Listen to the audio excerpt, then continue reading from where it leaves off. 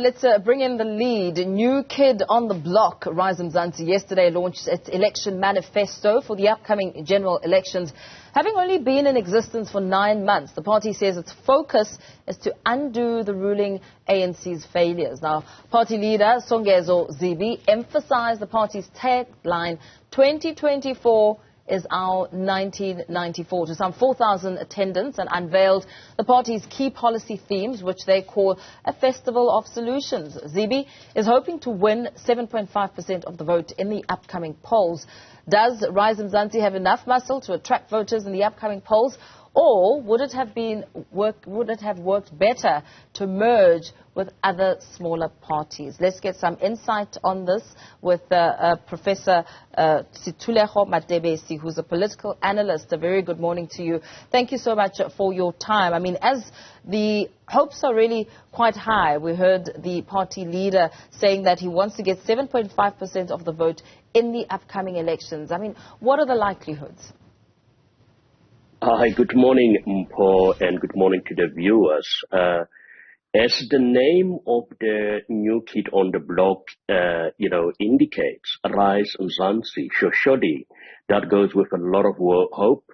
And one of the, some of the hope that they have, ideals that they have, it's perhaps to attain a certain proportion of the electoral support. But we have realized from time to time, history has taught us, all these parties that pops up a year, 2 years before any elections will find out the harsh reality that it is not as easy as they have predicted, because there are many other variables that comes into play to try and persuade voters, particularly in South Africa.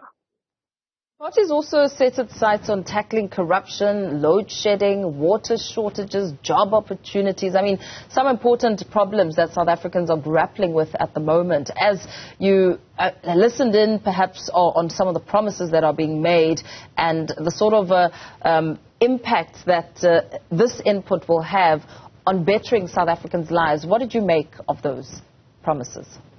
Very important, Mpho. If you want to summarize what is coming through over and over, I mean, we all know what are the main factors that bother South Africans: load shedding, as you've mentioned them, a slow-growing economy, a youth unemployment, and all that. But for me, it is almost like a manifesto that is grounded in setting South Africans free. And the question is, how are they going to do that? And I think if you look at the leadership of Rise Mzansi, very formidable South Africans, but that's where it ends. You will need foot soldiers, people who will go out and persuade others to try and vote for this particular political party. And yet again, we've seen it on numerous occasions, how people come and make these pronouncements about what they want to tackle, and then it becomes very difficult because they are not in power. But I think for me, it is definitely striking a right chord, mentioning all these difficulties that South Africans are meeting, and perhaps how to take them to that promised land, the so-called promised land of being free. And that freedom does not mean political freedom, because we've attained that as South Africans, but also economic freedom and a constitution that continuously not only enshrines, that they have already enshrined human rights, but consolidate these human rights, because they mention it precisely as crime that South Africans are living under unacceptable conditions, human rights abuses, but also the whole issue of crime, corruption, and all that. And all these things are what Rise Mzansi promises to tackle.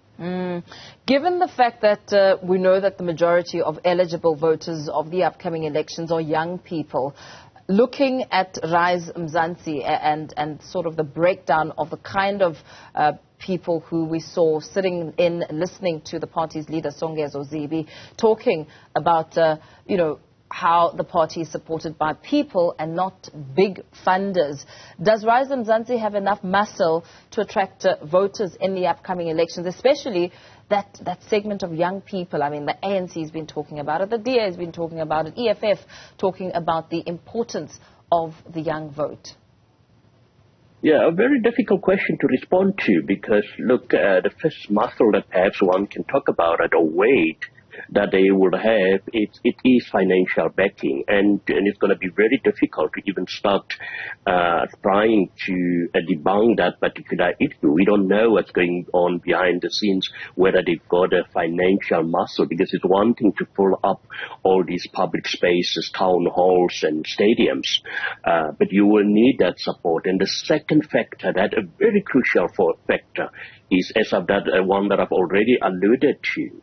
You will need people on the ground, and every single party, depending on where they want to contest the elections throughout South Africa. And it's not easy. It has not been easy for established political parties. And we know that the youth issue is a political hotbed when it comes to our elections. And in fact, we've got a huge problem of voter turnout amongst our young people in South Africans.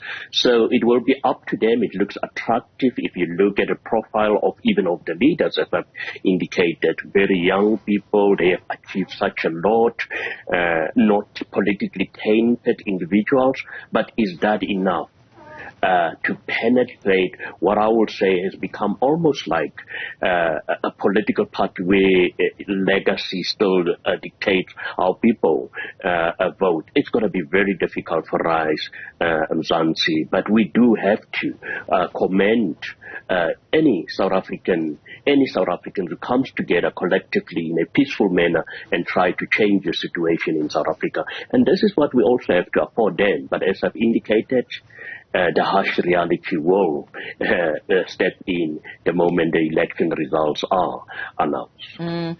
We've seen that a lot of the smaller parties are having discussions. I mean, having heard of former President Jacob Zuma, the MK party, and former ANC Secretary General Ace Magashule's ACT party having to discuss a way forward in taking to the upcoming elections. What about the Rise Mzansi when it comes to grouping up with smaller parties? What would you think would work or perhaps be a good fit, as the considerations may or may not be made in grouping up with smaller parties to have a larger impact?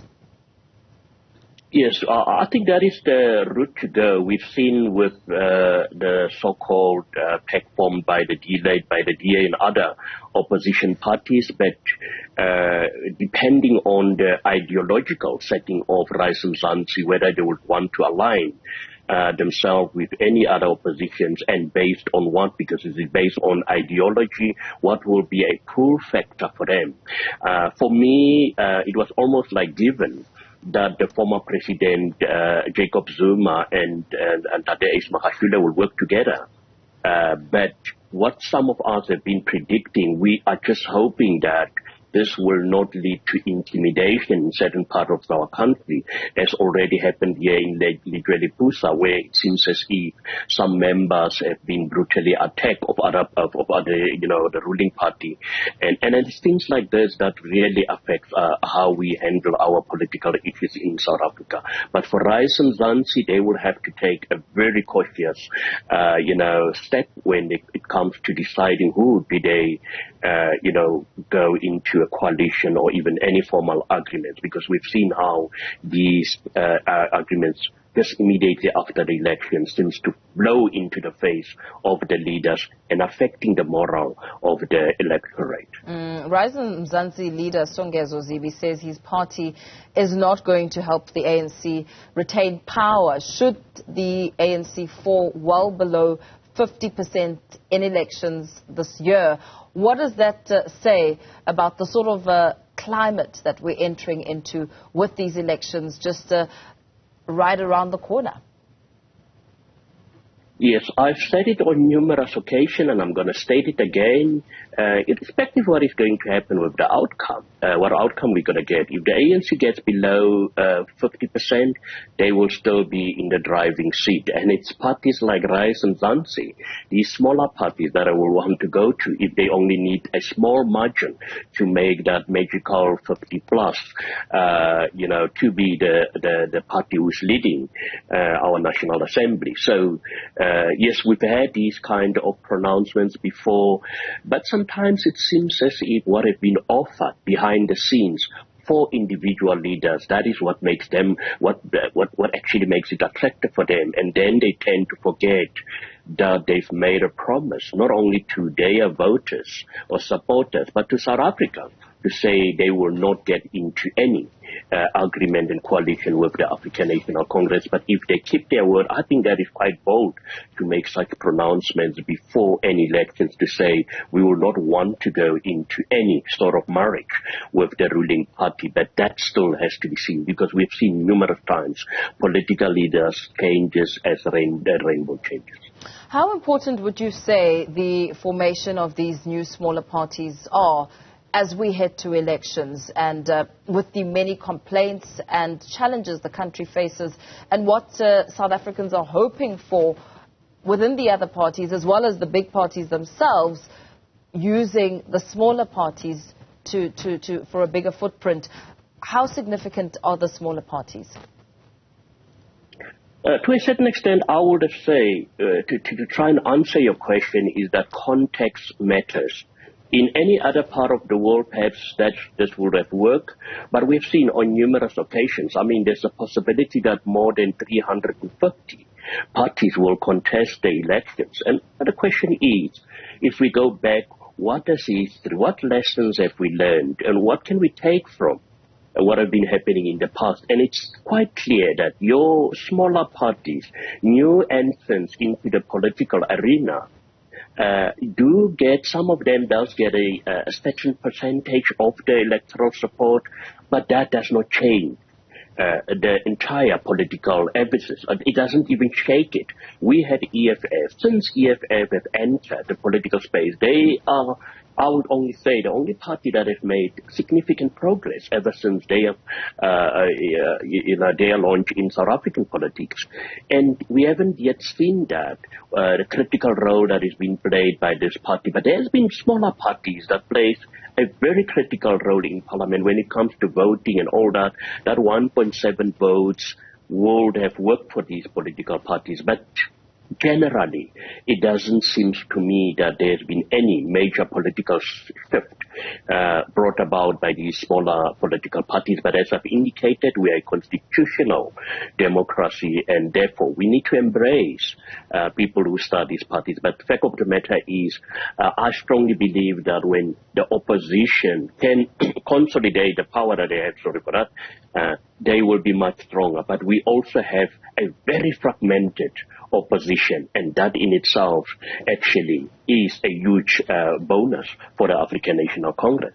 Very well. Thank you so much for that analysis. Political analyst Sethulego Matebesi speaking there about Rise Mzansi setting their eyes on the upcoming elections. Still to come, the latest in the world of sports. Rachel Makura standing by shortly with those details.